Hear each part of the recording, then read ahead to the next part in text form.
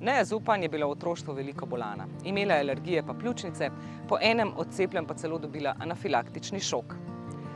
Ogromno je naredila na sebi in se naučila naravnih metod zdravljenja, od ajurvede, reikija, kar ji še kako prav pride danes, ko tudi druge poučuje o tem.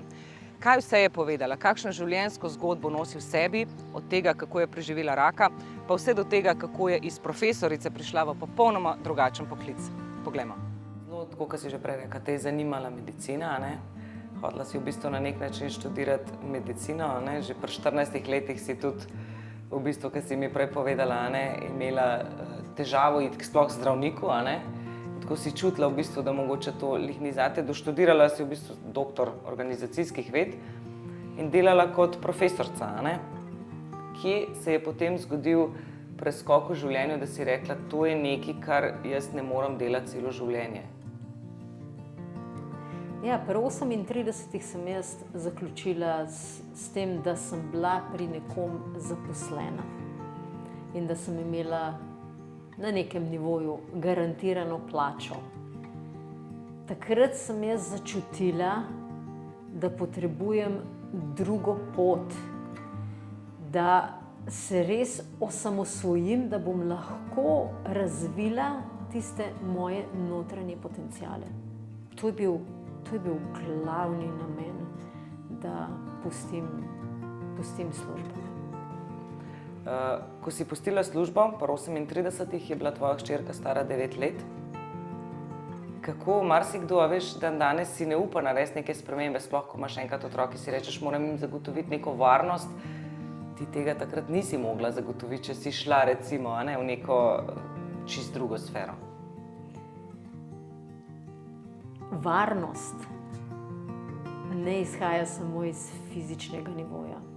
Varnost izhaja tudi iz tega, da zaupamo, da bo življenje za nas poskrbelo. In takrat sem bila jaz že v tej fazi, da sem zaupala, da bo življenje poskrbelo za mene.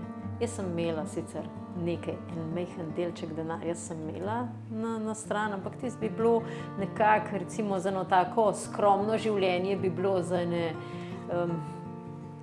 6 do 9 mesecev. Ampak potem se je enostavno začelo kar odpirati. Ti si v bistvu še preden si se zares zaposlila, si se ti že ukvarjala z nekimi drugačnimi pristopi zdravljenja, ne? Od tega, da si šla na izobraževanje za ajurvedo, reiki in tako naprej, ne? Zakaj te je to sploh zanimalo? Ko sem srednjo šolo končala, pa sem šla potem na fakulteto, takrat sem enormno začela študirati. Včasih tudi spat nisem šla. Delala sem, recimo, 2-3 na dan sem naredila jogo nidro, goltala sem knjige, na tečaje, na izobraževanja, na seminarje, to je bilo skozi, je bilo nekaj, skozi. Potem se ti je pa v bistvu pri malce 40, ne, zgodila pa res ena taka življenjska preizkušnja, zaradi katere mogoče tudi si danes toliko dobra v tem, kar počneš, ker si v bistvu na lastni koži doživela te stvari. Kaj se je zgodilo? Pri 42 sem pa zbolela za rakom. Ampak to je ena posebna oblika raka, ne, če se ne motim. Ja, to je bila agresivna oblika, se pravi zelo hitro razvijajoča oblika žleznega raka, ki je bil hormonsko odvisen. Se pravi, z estrogenom je bil povezan in estrogen je bil tako zelo v nebo. Se pravi, vrednosti estrogena so bile take, da so mi takoj hoteli dati hormonsko terapijo, zato da bi to znižali. Ampak jaz se s tem pristopom nisem strinjala. Vzela sem operacijo, da so odstranili, 3 centri so bili. Pač vse moje prednice so umrle za rakom in zato sem se odločila, da vseeno odstranimo centre, zato da majčkeno pridobim na času. Če bi bilo to danes, tudi to ne bi naredila več. Ker sem potem v času sem res ogromno znanja še tudi pridobila in ogromno ljudem na tem področju tudi pomagala. No, tako da operacijo sem sprejela, potem naj bi pa dobila 10 ciklov kemoterapij, 35 obsevanj in 5 let hormonske terapije. Jaz sem pa vedela, da vse moje prednice so to vzele, pa vse so pod rušo. Sika, ni variante, da jaz to grem. Pa itak, moje prepričanje, ne samo moje prepričanje, to je dejstvo. Ja. Niti kemoterapija, niti hormonska terapija, niti obsevanje ne zdravijo čustev, misli, energij in duhovnega nivoja. Mi kot bitja smo je pa to 5-nivojsko bitje. Fizično telo, to je to, kar vidimo. Čustva, vsi vemo, da imamo čustva, čeprav jih ne moramo prijeti. Mi mogoče lahko vidimo, ko se nekdo smeji, da je dobre volje, joka, je žalosten. To lahko. Misli tudi vsi vemo, da jih imamo, pa jih sploh ne moramo prijeti. Potem imamo pa še energije in duhovni nivo. In če mi tretiramo, ki je 5-nivojsko bitje na fizičnem nivoju,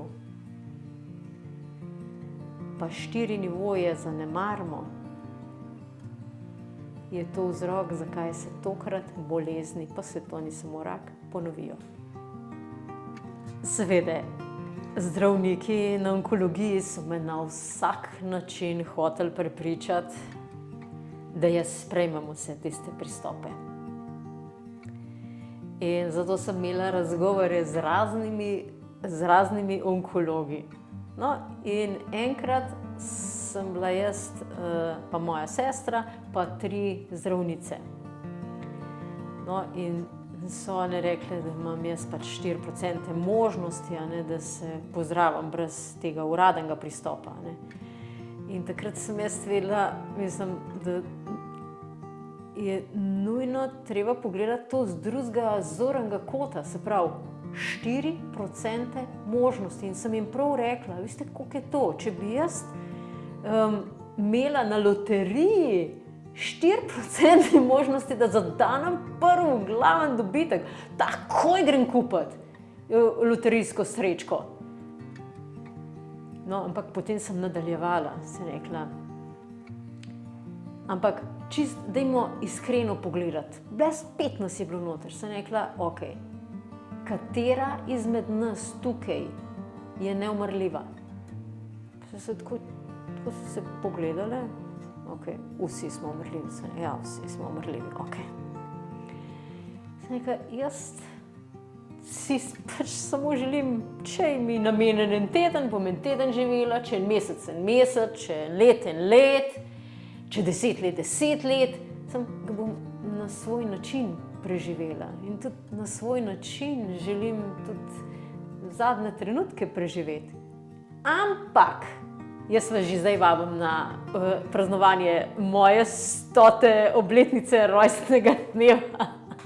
In pa so se vse začele smejati in je bila vsa tista tema pozabljena. Od tistih, ne vem koliko procentov, in smo bili vsi dobre volje. In sej slovenski pregovor pravi, smeh je 50% zdravja, oziroma je pol zdravja.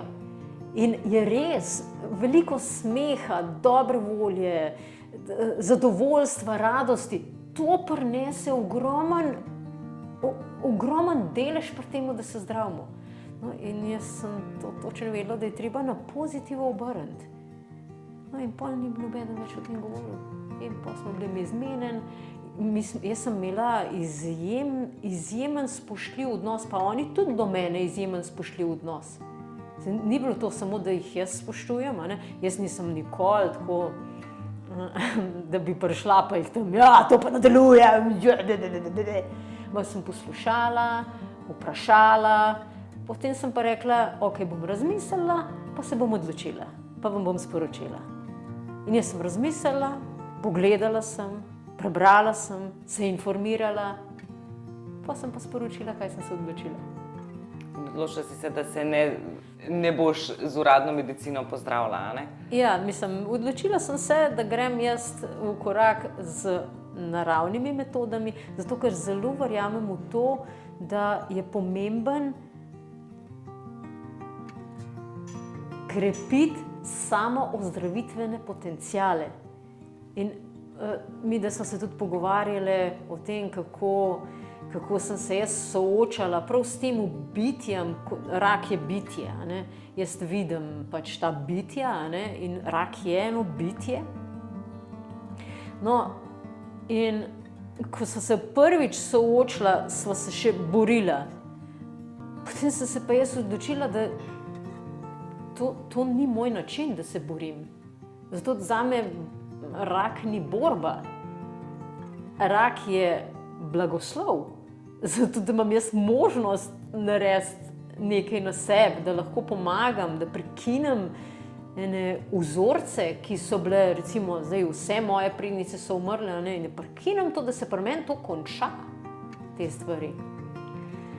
No, in ko sem se odločila, da rak, da bolezen ni borba, sem se lahko pozdravila. Zato, ker sem se začela veliko bolj veseliti življenja. In potem pridejo pa blagoslovi, ko smo veseli, radostni, hvaležni, pomirjeni. Ampak v tistem trenutku, recimo, ko ti nekdo napove, ne, se mi zdi tudi nasplošno tako, ko poznam kakšne, ki so imeli rake ali pa jih imajo kakorkoli, se mi zdi v tistem trenutku, ko ti zdravniki dajo neko diagnozo, nek štempelj zares, tvoji možgani začnejo drugače funkcionirati. Ali se vdaš že avtomatsko, čeprav veš, da se hočeš boriti, ampak toliko ti to noter v možganih v bistvu oznanja, da lahko umreš, rak je smrtna bolezen, rak je, a ne, da mogoče tudi drugače funkcioniraš, ne, kako tebe ni bilo nikoli strah, ko si dobila ta štempelj? Ne, jaz sem bila tako čudna. Mene v osnovno šolo niso sprejeli, zato sem bila čudna. Jaz sem bila cel življenje čudna. Jaz sem bila tudi v osnovni šoli, so me imeli za čudno, pa pol v srednji šoli so me imeli za čudno. Tudi jaz sem bila zmeraj tako malo čudna. In tudi, ko mi zdravnica rekla, pa tako, ona je tako zelo z resnim glasom, pa tako žalosten, pa usta je imela dol obrnjene in rekla: gospa, raka imate. Jaz pa sem tako, jaz ne morem pozabiti njenih oči, kakor bi mi zrkla ven stopila, ker sem jaz rekla: super, no evo potrjenje, zdaj pa vemo, kaj moramo delati. Tako mislim, to je bila ena nenavadna situacija. Sam, ko si rekla, ja, da ljudje tudi, če se hočejo boriti, prvič jaz sem z borbo zaključila, jaz uživam, jaz sprejemam, jaz sem že prej, preden se je meni zgodil rak, preden sem prišla do izkušnje raka, jaz sem že 25 let prej študirala različne pristope na energijskem nivoju. In kaj mi je to prineslo? Ja, to sem potem samo rekla, tole A, B, C bomo naredili, pa je to. Ne? In tle bi prav zdaj en tak zelo dober moment, da povabim ljudi, da se učijo prej, kako poskrbeti za fizično telo, za čustva, za misli, za energije, za duhovni nivo. Ker mi nikoli ne vemo, recimo naše življenje je tako kot pot, ne vem, recimo se peljem iz Kranja v Dubrovnik. Ja, jaz nič ne vem, kaj me bo tam na cesti čakalo. Mogoče bo kakšen zastoj, mogoče bo nesreča, mogoče bo hlod na cesti, mogoče bo kakšen obvoz. Ampak če sem se jaz prej že naučila dobro voziti, bom se ustavila, najdla druge poti, Skratka, situacijo bom Prilagodila tistemu trenutku. Ne? Ja, in isto je življenje. Ne? Večina ljudi tako naredi, ja, pa so pa soočeni z eno boleznijo, kaj pa naj zdaj naredim?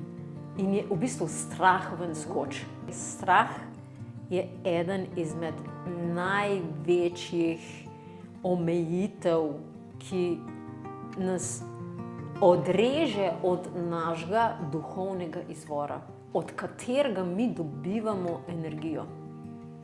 No, in moje poslanstvo je, da ljudem pomagam, da se spet povežejo.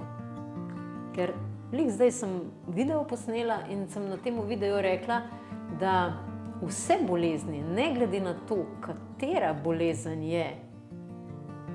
je samo simptom za neravnovesje v energijah.